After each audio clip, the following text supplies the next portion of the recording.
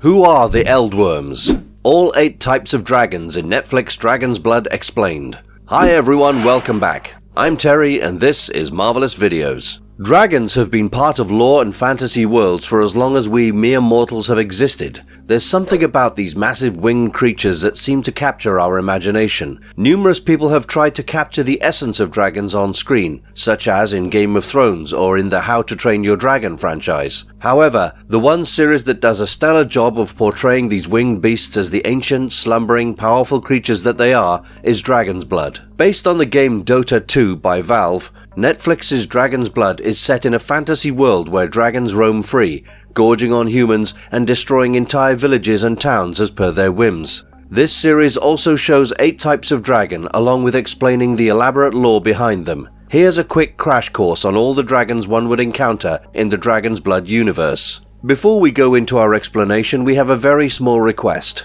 If you like our content, please support us by subscribing to our channel. This is a small click for you, but for us, it means a lot. Thank you. Now let's begin.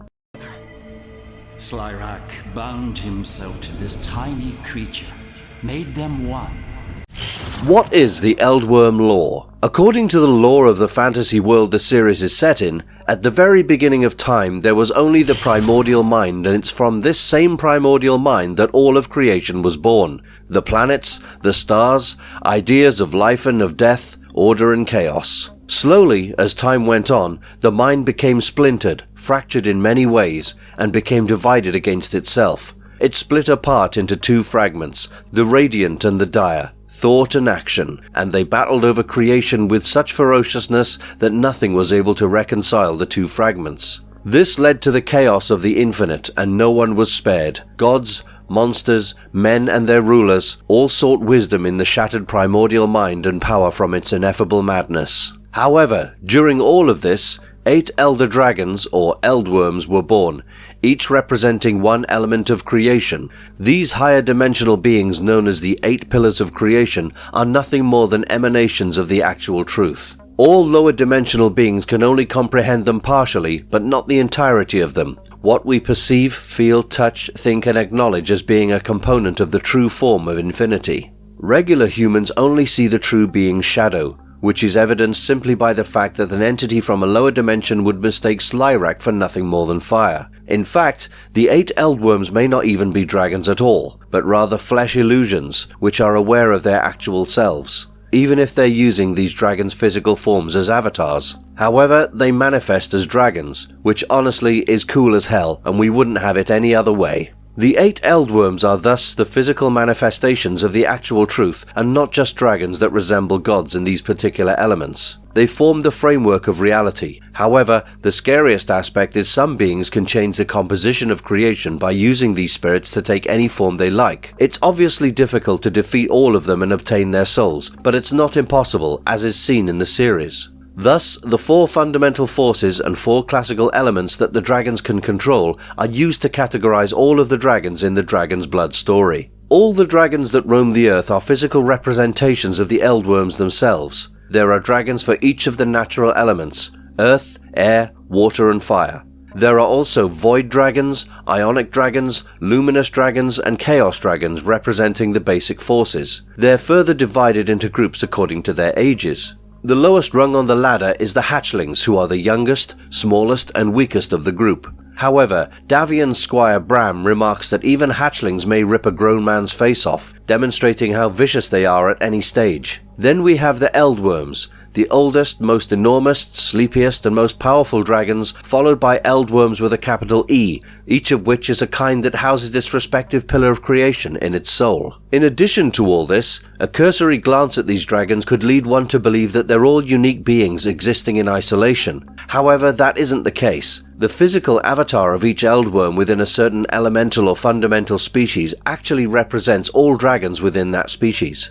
Keep in mind that they're distinguished from Eldwurms, which are simply elderly dragons, and the difference is denoted by the use of a capital E for the 8 dragons who possess the souls. The regular Eldwurms are merely further incarnations of the enormous Big 8 Eldwurms. They lack their own soul as a result, and this prevents them from becoming awake or aware of themselves until an Eldwurm takes on or assumes these soulless bodies. When an Eldwurm dies, the soul in the dragon's body simply passes into another dragon of the same kind, thus showing how these Eldwurms are nothing but physical manifestations of the pillars of creation. Their bodies and physical forms are disposable, while their souls live on forever. Therefore, when they die, they're simply reborn. The Eldwurms make a fair number of appearances in the series, with Slyrak often taking center stage due to his complicated relationship with Davian the Dragon Knight.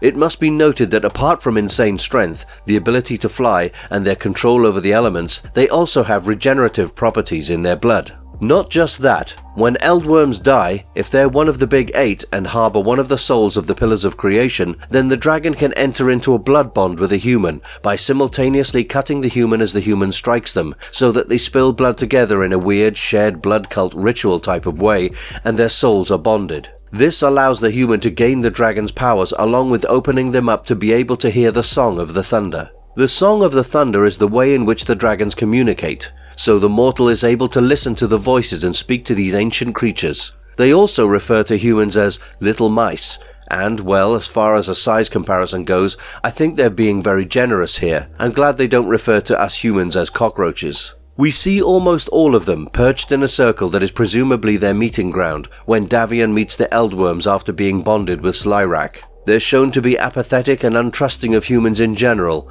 largely wanting to eat Davian. However, they're highly intelligent and wise. The hatchlings and wormlings are another story, however. They don't have the souls of creation, and thus are just brute beings who live to eat, and do so by massacring human settlements.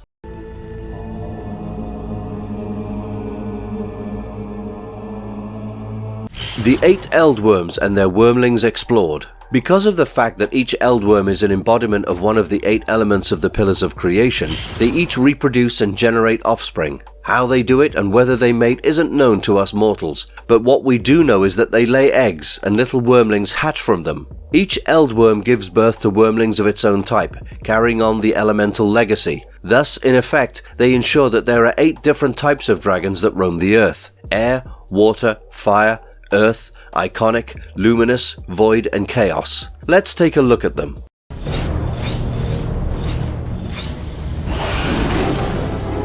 Ithrak, the Air Eldwurm. The Air Eldwurm in DOTA Dragon's Blood is named Ithrak. The term ether is where the name Ithrak derives from. Latin ether is a synonym for air or atmosphere. As a result, ether can refer to the atmosphere or air above the ground, as well as other related connotations alluding to the upper atmosphere that is less palpable, or the divine air that the Greek gods inhale in their celestial realm. 1/3 of the energy that makes up a storm is made up of the element of wind, which Ithrak and the air dragons can control. When flying, they can use wind blasts to accelerate their already amazing speed through the air. When they pass through enclosed areas like a cave, they can produce wind gusts that typically serve as a warning of their existence. Ithrak and the other air dragons are characterized by their eagle-like body parts. They feature large wings that fold while diving, 5 pointed talons at the tip of each foot, sleek spikes around their bodies, and 5 sharp claws. Wormlings appear to have spikes on their snouts that mimic beaks, but as they mature into Eldwurms, these spikes begin to disappear. Every air dragon is a dangerous carnivore. When hunting, they soar at such great heights that they can see the clouds while having a clear view of their prey up close. They follow prey that exhibits any evidence of movement rather than those that remain static because they track their prey by movement. Ithrak is immortal like all Eldwurms, as in he can take on new bodies as long as one is available for his soul to inhabit. After passing away, he locates the next oldest dragon of his species and infuses their soulless form with his own soul. However, it's said that they become tougher in both physical prowess and their corresponding elemental powers as they grow and age, rather than withering into weaker dragons.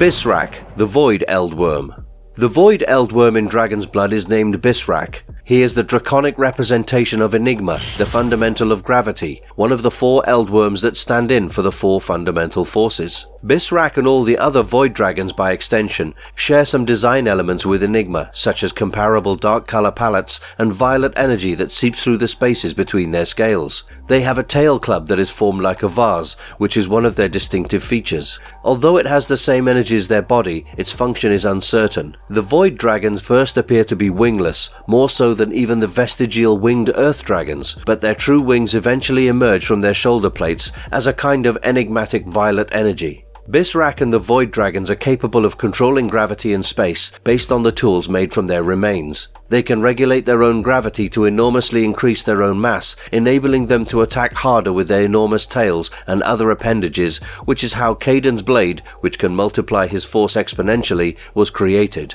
The Dragon Knights also employ Void Dragon remains to craft their portal scrolls that allow them to teleport. This could suggest that Void Dragons can also alter space in order to transfer themselves a long way. They're also able to suck people into their void and capture them with tendrils of the void that shoot out of their bodies. We see many of these powers on display when Viceroy Kashura, a Void Dragon, engages Davian the Dragon Knight in battle for Princess Mirana in Season 2. Like all the other Eldwurms, Bisrak's body might perish but his soul is forever. It's simply reborn as another Void Dragon. You do not belong here, human. Indrak, the Ionic Eldwurm. One of the 8 pillars of creation, Indrak is the Ionic Eldwurm whose soul sustains the cosmos. He is the draconic representation of Io, the fundamental of electromagnetism, one of the 4 Eldwurms that stand for the 4 fundamental forces. Indrak and the species he employs as vessels possess the power of electricity, just like the Wisp. All Ionic dragons are reported to speak exclusively in absolute truth, according to one claim. Interestingly, Indra, the ancient Indian god of lightning, thunder and rain, inspired Indrak's name and its lighting-related motif. Indrak and the Ionic dragons have bites that carry electricity, the elemental power of their particular dragon type. Thus, they wield their elemental power just like any other elemental dragon. Even after they pass away, this static power remains active, because even their skeletal remnants retain electrical qualities, which Kaidan employs to great effect as an electroshock weapon. Ionic dragons can't lie, according to Kaidan, a Dragon Knight in the show. What this signifies is currently unknown, but who knows if it will be significant in upcoming seasons. Indrak, like all Eldwurms, is immortal in the sense that he can take on new bodies each time he dies, as long as one is available for his spirit to inhabit.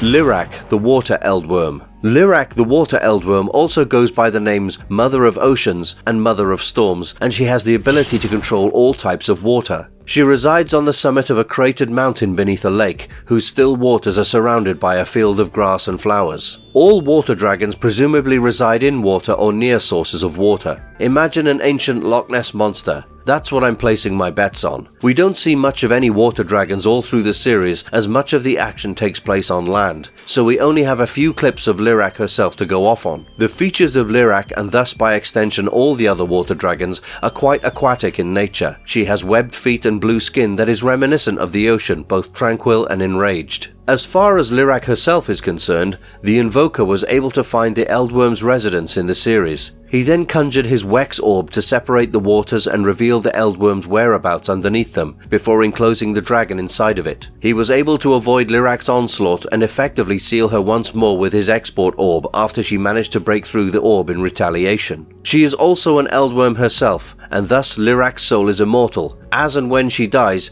she will simply inhabit another water dragon body, and the cycle will carry on. Aurak, the Luminous Eldwurm. Not much is known about Aurak. The little that we do know is about her powers and the type of Eldwurm dragon she is. In fact, throughout the show, we don't really see any luminous dragon hatchling, wormling, or Eldwurm for that matter, apart from the one time we see Aurak seated alongside the rest of the Eldwurms. The Luminous Eldwurm, also known as Aurak or Aurak, is one of the 8 pillars of creation and the essence of the universe. She is equivalent to the Keeper of the Light among the 4 Eldwurms that stand in for the 4 fundamental forces, because she is the personification of light. However, she is also the embodiment of the strong nuclear force. She and all other luminous dragons are able to manipulate light, shadow, and nuclear force. Aurak and Aurak are both allusions to her golden essence. Another name for the hue of gold is Or, which is frequently used in heraldry. Her other name, Aurak, may also be derived from Au, the chemical symbol for aurum, the element gold. Just like all the other Eldwurms, Aurak's soul is also invincible and doesn't perish. It simply passes from one luminous dragon body to another.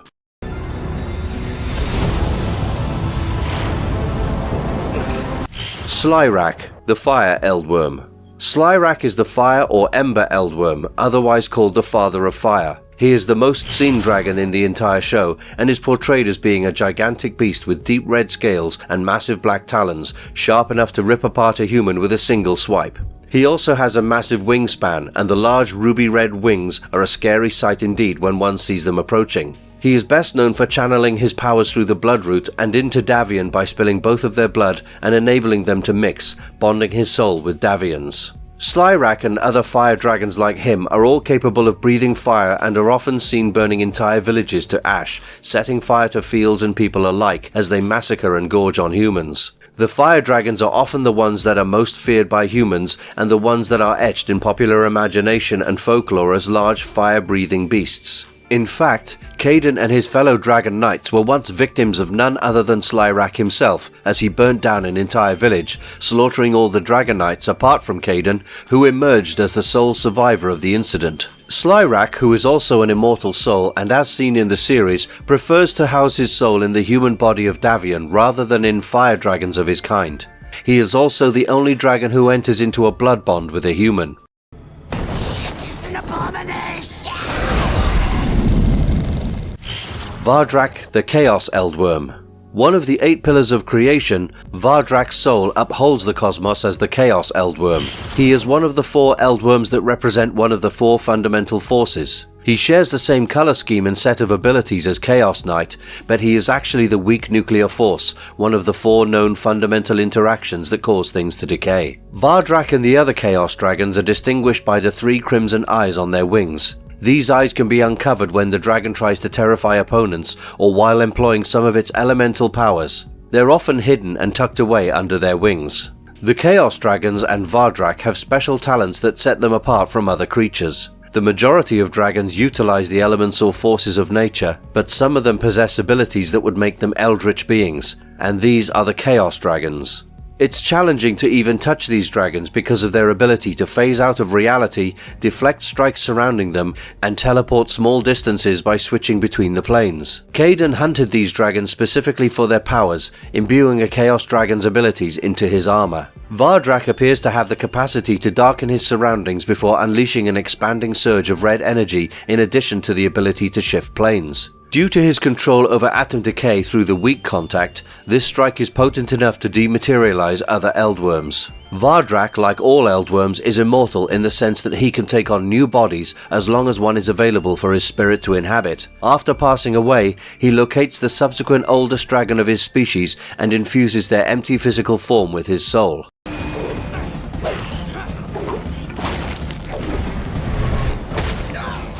Uldurak, the Earth Eldworm. The Earth Eldworm in DOTA Dragon's Blood is named Uldurak. During the What the Thunder Said episode, Davian stumbled across Uldurak's nest and they were able to put him to sleep. The next day, Fruling, who has been possessed by Terrorblade, kills him instead of Davian honorably putting the dragon to sleep.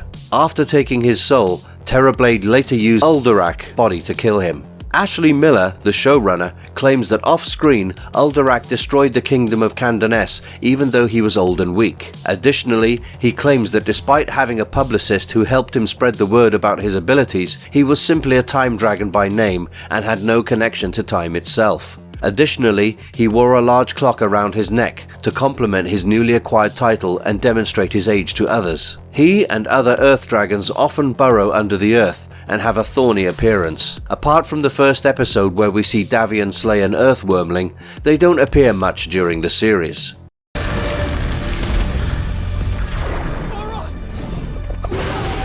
How important are dragons in DOTA Dragon's Blood? Considering the fact that Netflix's DOTA Dragon's Blood centers around the demon Terrorblade, who embarks on a quest to kill all the elder dragons one by one to collect and harvest their souls so that he may be able to remake all of creation using the powers inside their souls, dragons are immensely important in this fantasy world. Also, as Davian's soul fuses with one of the Eldwurms, Slyrak, the Father of Fire, it's impossible not to acknowledge the crucial role played by Davian and by extension Slyrak as they embark on their quest as a human-dragon hybrid. While the dragons are on occasion beaten by Terrorblade or the Invoker, a mage who does the demon's dirty work for him, as souls and pillars of creation when harnessed by Davian, they lend him the strength to be able to fight the demon.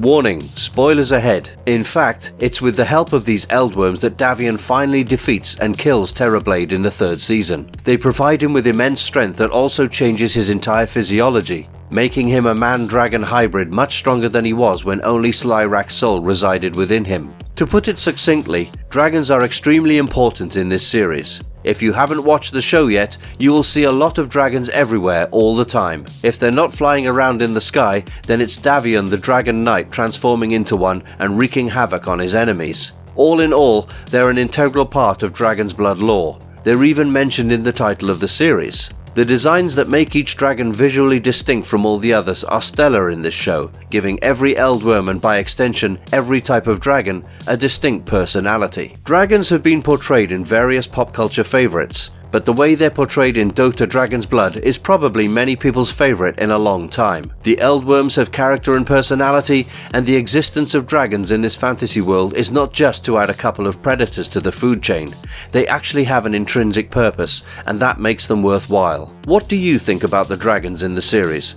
Which one is your favorite? Let us know in the comments section below. If you liked our content, don't forget to leave a like and subscribe to us if you haven't already. Have a good one. Thanks for watching, and see you next time.